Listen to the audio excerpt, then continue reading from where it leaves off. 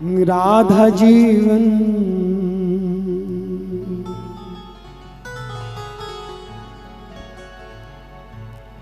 Shri Radha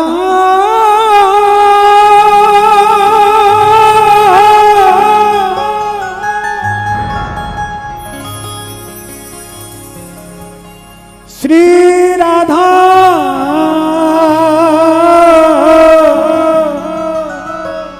Radha Radha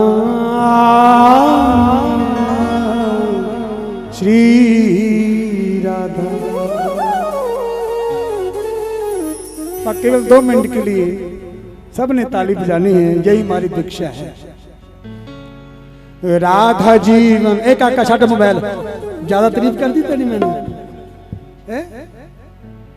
mobile बड़ी बीमारी है।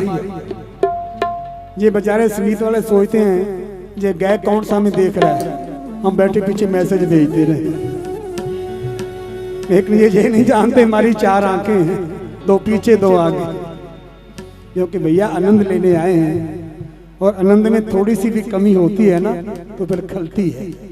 और हमारे कान बड़े पतले। बोलो राधे राधे, जोर से बोलो, जोर से बोलो।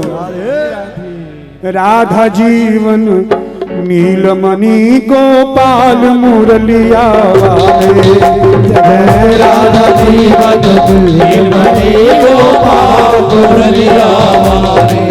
एक बात याद आ गई, अभी जनवरी में कराया था अपने कार्यक्रम। हमारे वो दोनों प्रिय हाउ गुलाउजी महाराज कहाँ हैं? पीछे बैठे हैं। अच्छा,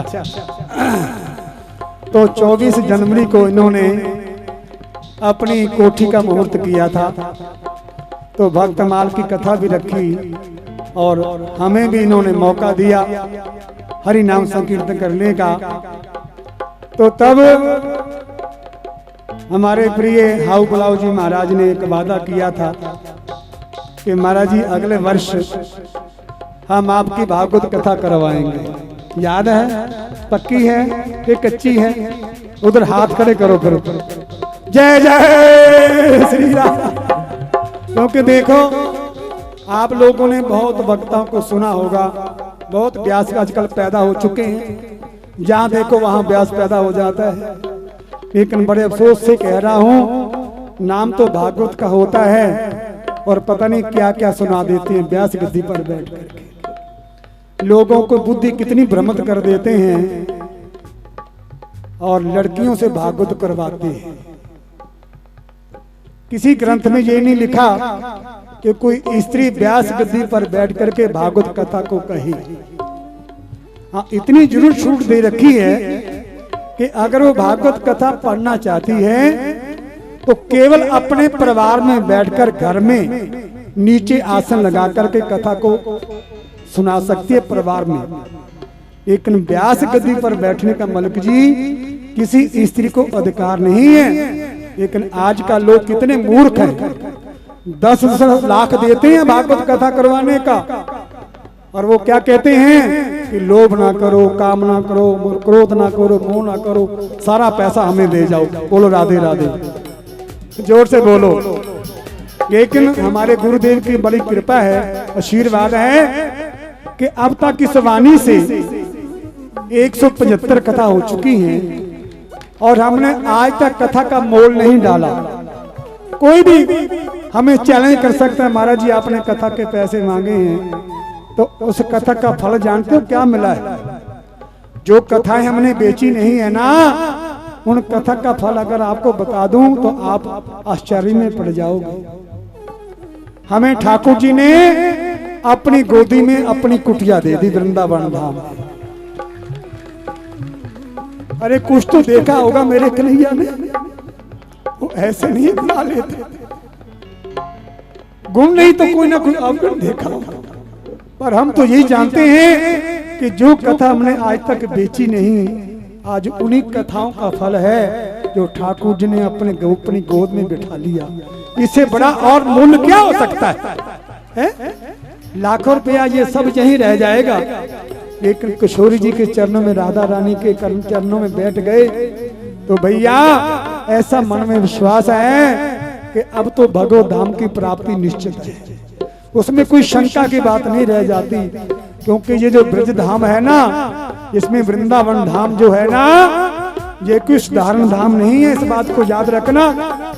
कई लोग तो खाने पीने के लिए और घूमने के लिए आते हैं। ये जो बाहर की आंखों से आपको वृंदावन दिखता है ना, ये वृंदावन का स्वरूप नहीं है। वो तो रसखान से पूछो, अकबर से पूछो, इसको स्वामी हरिदास जी ने कहा था। क्योंकि अकबर ने जब स्वामी हरिदास को सुना था ना गाते हुए, तो मन में उनके भाव आया कि मैं बहुत बड़ा अमीर हूँ, अकबर बादशाह हूँ, मेरे पास दौलत का बेशुमार है। तो स्वामी हरिदास जी से निवेदन किया, गुरुदेव आपकी वाणी को सुनकर मैं कृत हो गया, आप मुझे कोई सेवा बताओ। तो स्वामी हरिदास जी ने कहा, अरे अकबर तू क्या सेवा कर सकता है? कहता, महाराज मेरे खजाने भरे पड़े हैं, आप जो भी आज्ञा करोगे मैं आपकी सेवा में अर्पण कर दूंगा। तो हमने ऐसा सुना है कि स्वामी हरिदास जी ने कहा कि तू ऐसे कर, एक यमुना का घाट है थोड़ा सा टूटा हुआ, बस उसी के मरम्मत करवा दे। जब इतनी बात कही तो स्वामी हरिदास जी ने राजा अकबर को दिव्य चक्षु दिए। तो अकबर ने देखा कि जो घाट ईंट पत्थर के बने थे बाहर देख रहा था, वो तो हीरे मोतियों की खान है। चाहे मेरे सबरा राज खाली हो जाए पर मैं उस कोने की मुरम्मत नहीं करवा सकता। ऐसा वो हमारा दिव्य वृंदावन है। तो आइए, तो उसी वृंदावन धाम में आप ब्रजभूमि में बैठे हो, तो मैं तो यही भैया से कहूंगा कि अब की बार हमें सेवा का मौका जरूर देना। हम तो केवल संसार के लोगों को भगवान के साथ जोड़ने का प्रयास करते रहते हैं, क्योंकि ज्ञानी तो सारे बैठे हैं, आजकल किसको ज्ञान दें।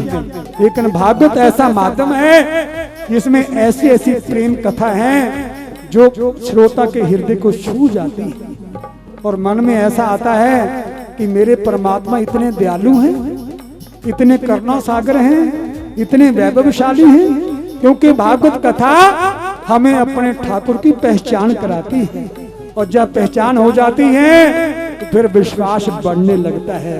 बस मैं ज्यादा बातें नहीं करूंगा, इसलिए 2 मिनट दोनों हाथ खड़े करके राधा जीवन राधा जीवन राधा जीवन नीलमणि गोपाल मुरलिया वाले, जय राधा जीवन नीलमणि गोपाल मुरलिया वाले, राधा जीवन नीलमणि गोपाल मुरलिया वाले, जय जय राधा जीवन नीलमणि गोपाल मुरलिया वाले, गोपाल मुरलिया वाले, नंदलाल मुरलिया वाले, गोपाल मुरलिया वाले, नंदलाल मुरलिया वाले, गोपाल मुरलिया वाले, नंदलाल मुरलिया वाले, गोपाल मुरलिया वाले, नंदलाल मुरलिया